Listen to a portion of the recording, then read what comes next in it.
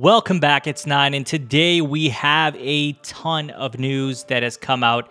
I mean, it really is a long list. So we have Naughty Dog working on the Last of Us Remake for the PS5. We're going to be talking about Sony Bend and a new project, and also Days Gone 2.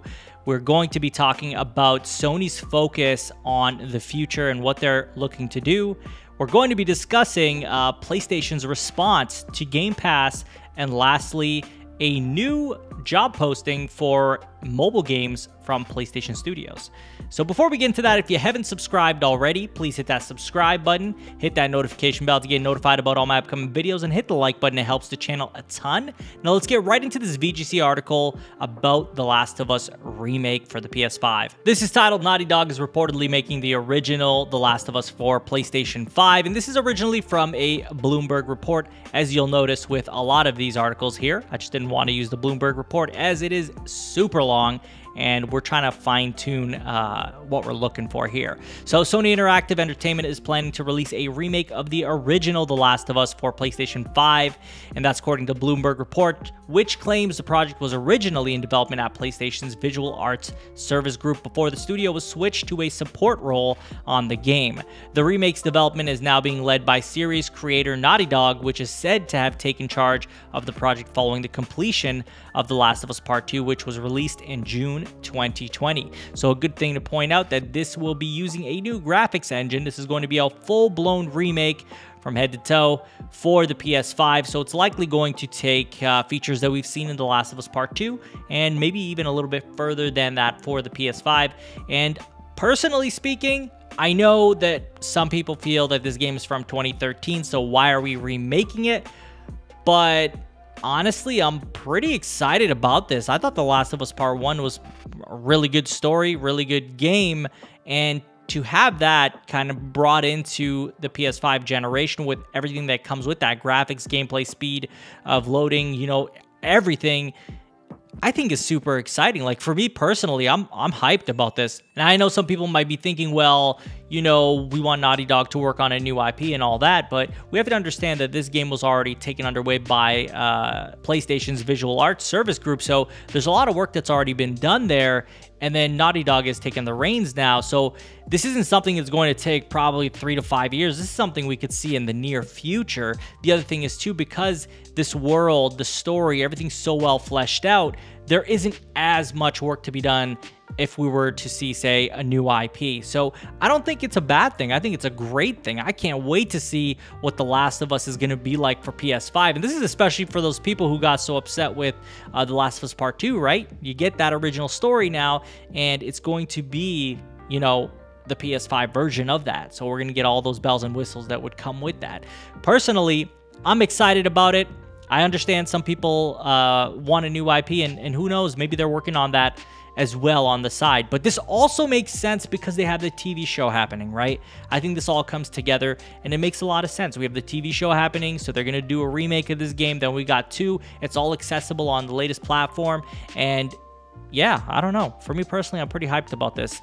I'll have to hear what you guys have to say about this particular remake. But on to our next topic, and this also comes from VGC, and it's titled Sony reportedly rejected plans for Days Gone 2.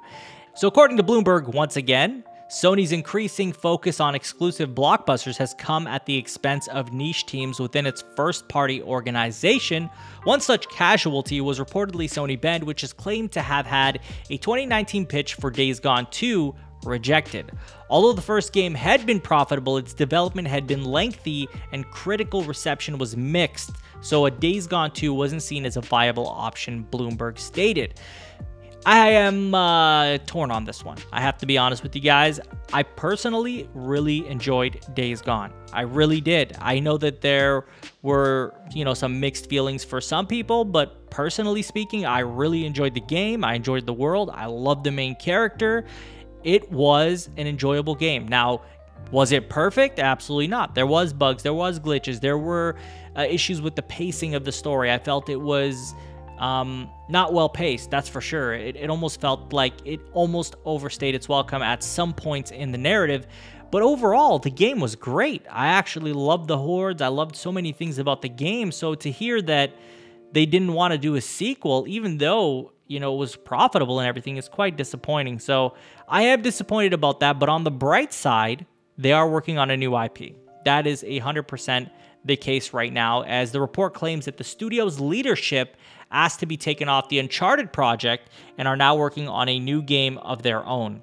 So that also confirms an Uncharted 5 in production, which nobody is surprised by. We all knew that Uncharted was going to come back. It was just a matter of time.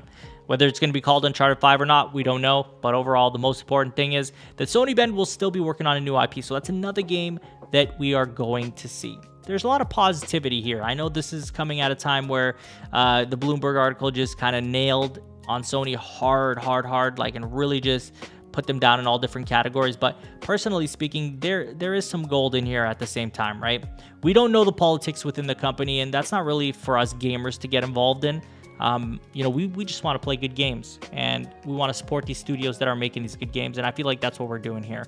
Now, on to our next topic, and this comes from PSU.com. This is titled, Sony reportedly laser focused on big games from major developers, sidelining niche teams and experiences. And guys, seriously, this is a really interesting one. I think that this is really telling of what we're going to see from PlayStation going forward.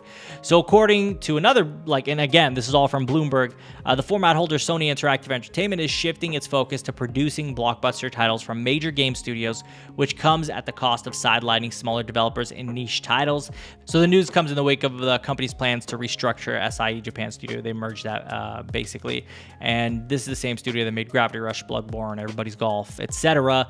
And it looks like they are no longer interested in producing smaller titles with limited success outside of Japan. And it's kind of a double-edged sword, right? Like, so some people feel like, you know, this is PlayStation who created indie titles, and indie kind of backed indie titles in the PS4 generation, really going hardcore, supporting indies.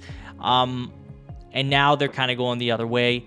I know that some people might feel a type of way about that. Personally speaking, you know, again, from the gamer's perspective, right? I love the big AAA blockbuster games. Those are the games that I basically play video games for. You know, not to say I don't enjoy indie titles, but for me personally, seeing Sony go hardcore with these AAA games is exciting for me. I want to see more AAA games. I want to see big titles, big blockbuster games, and I will support them day and date 100% because that's what I want to see. But on the same side or on the other side of the coin, it's like, well, then we're not going to get smaller games anymore, or at least a lot less frequently. Personally speaking, again, my biggest joy of playing video games is playing these big AAA titles. So personally, for me, again, I keep saying personally because it's in my opinion, I'm okay with getting more AAA blockbuster games and less smaller type games.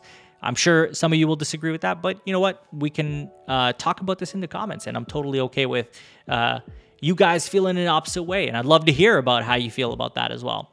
And on to our next topic, and this also comes from VGC.com, and it's titled, PlayStation is working on a counterpunch to Xbox Game Pass, claims God of War creator.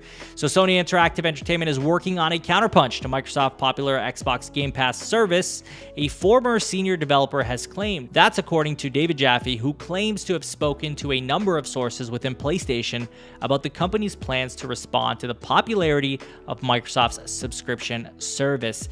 And, you know, it's not a surprise to me. They're going to need to respond. Is it going to be day and date? I highly doubt that. I don't think it's going to happen. Maybe they give you a discount if you have the service as well. But day and date, I mean, because Sony has said on multiple occasions that the Game Pass model wouldn't work for PlayStation, I just don't see them going that way. If you guys remember, he said that it was unsustainable. This is Jim Ryan we're talking about. He said for PlayStation Studios, because it often sees its first-party game budgets grow to well over $100 million. So I don't expect them to turn around and go the opposite direction with that. But yeah, I definitely do see them coming with a Game Pass competitor. Clearly, that's not going to be PS Now. That must not be their plan if this is really the case, as Jim Ryan has stated they do have something in the works as well. Curious what that will be. I have no idea how they're going to manage this. The only thing I can think of is maybe they have a service like this, like similar to Game Pass, but they don't do day and date games, but they do have all their exclusives on it. And eventually, maybe after 6 months or so, they add the first-party games on there that aren't on there. So giving them 6 months to make sales and then eventually putting them on there. The only other thing I could expect them to do is maybe give you a discount if you also have the subscription on all first-party titles. That would be pretty cool. But on to our last topic, and this is coming from PlayStation's job postings. A very interesting one here, guys. So it's titled Head of Mobile, PlayStation Studios.